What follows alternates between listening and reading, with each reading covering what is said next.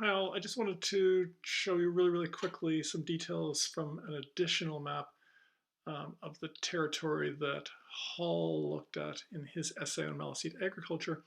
I wanted to show you other dimensions of how we might imagine that territory from some other maps, both from the period and from the present. He's particularly interested in showing us this Maliseet village, which certainly in this map certainly appears to have cleared fields along the river, and certainly this is part of the evidence he wants to present as illustrating successful Maliseet agriculture. The village that he points to, Efahak, is no longer exists as under that name, although there is an island in the St. John River named for the village. The Maliseet people do still live in that area. The reserve is called Kingsclear, although there is discussion of looking at ways to revert to the Maliseet name, but that's another story for another time. I wanted to highlight that.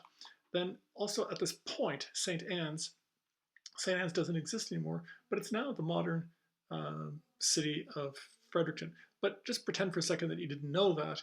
You might look for some other areas. That bend on the river is fairly distinctive. So if you were to look at, for example, like Google Maps or something, you would probably find that bend fairly easily. But there is one place reference here that still exists. It's hard to see, but it's up here in the upper right. And you can see it's Naachwak, which is kind of a mess to read, but it's Nashwaak. And that river is still called the Nashwaak River. So again, if you were to go to Google Maps, you could certainly locate it using that as a kind of reference point. This is a different map from 3 years later, Charles Morris's survey. Morris was the official surveyor for, he comes from New England, but he gets transferred into Nova Scotia after the 7 Years' War. And he does a series of really quite important maps in this time period of both the mainland of what's today Nova Scotia, but also what we today call New Brunswick, although at that time it was still part of Nova Scotia. I just want to show you again quickly, you can see that bend of the river at St. Anne's. There's also, he spells it differently, Agpak here, but again, it's that Maliseet village. And you can see across the river, it says Indian village of 40 houses on this island. That's the island that I was referring to just a moment ago. But there's a couple of other things I want you to see here. They point to St. Anne's as formerly a large French village. And of course, that highlights a level of improvement, a level of access to agricultural possibilities and trade possibilities along the river, of course, and other things like that. I do want you to also notice that you're beginning to already, this is 1765, already beginning to see New England settlers moving into this area.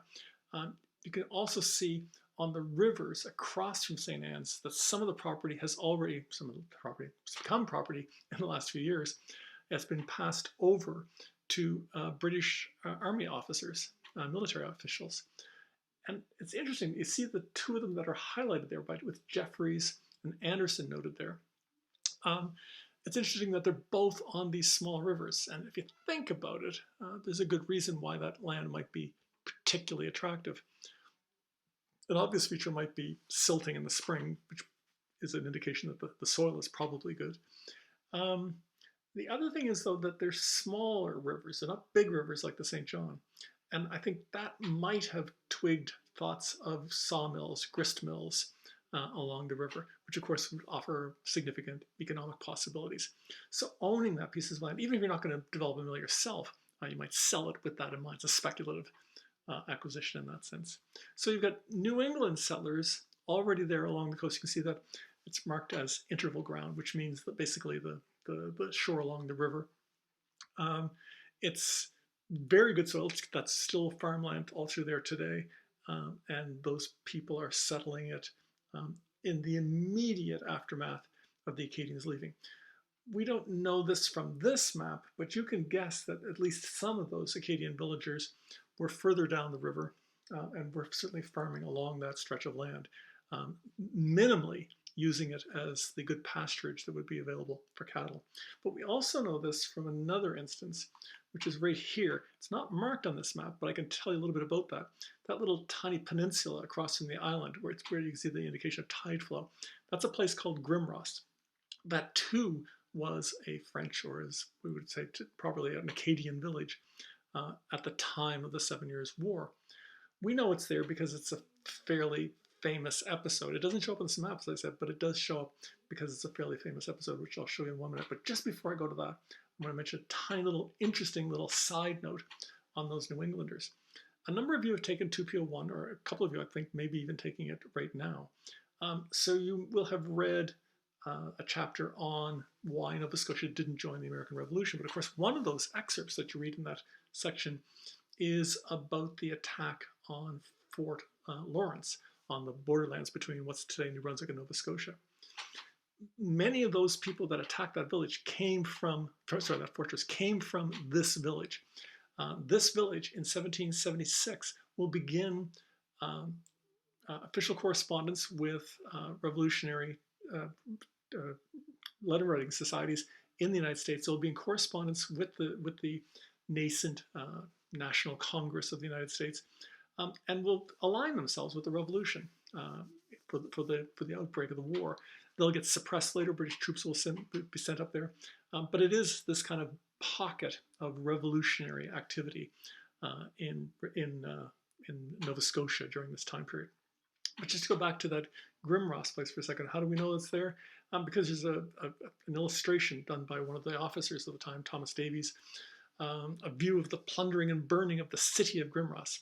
The city is certainly pushing it, but Thomas Davies is a British naval officer. He was on this expedition. This is his own drawing of the attack. These are British naval vessels that have sailed up the river and have attacked this village and are burning it to the ground. You can see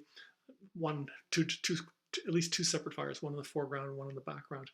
And in fact, if you look at that, there's an island there in the middle of the river. You can see, if you look at this map, you can see that island is in fact right there. So it's a fairly accurate physiographic illustration of what's going on there. So I just thought that would be another interesting dimension of this map for you to see. And this is finally is just a Google Map illustration of that. You can see that same bend in the river, which is now modern day Fredericton. There's the islands up the river, which are the Maliseet territories. And then down where you can see Oromocto. Oromocto is a military base today, but there's that river, and that's that location where Grimross was at the time. So just trying to get you to give a little sense of the attractiveness of this place, why it has some significance. We talked yesterday about Jeffreys and Williams and their attempts to kind of show the possibilities of Canada and Vermont for future development of, in one case, the Republic, in the other case of the British Empire. Those people get attracted to, settlers get attracted to good farming areas that have significant prospects for their own futures. That river stretch along the St. John River, that is definitely one of those locations. New Brunswick, climatically, is certainly not comparable, say, to Ohio. It doesn't have the same agricultural possibility in terms of climate that a place like Ohio or Western New York might have. But in some areas, and the St. John River is one of them, you have probably pushing it to call it a microclimate. It runs the entire length of the province, but it's still a narrow band through the province. But the agricultural possibilities along there are very good, and it continues to be an agricultural area there today. So again, we see that as an attractive possibility for British or New England settlers to come in there. We saw that it was an attractive place for Acadian settlers to move in there, and we also know that we saw Maliseet peoples attracted to that same place. So again, that gives you a sense of different peoples, different cultures, and yet all being attracted to the same location, precisely because it does offer rich possibilities for development and the sustainability of a community of families and villages and tribes and so on, or nations, if you will. So yeah, little bits of information that we can take from some of the maps that we've been looking at. I'm out of here. Thanks. Take care.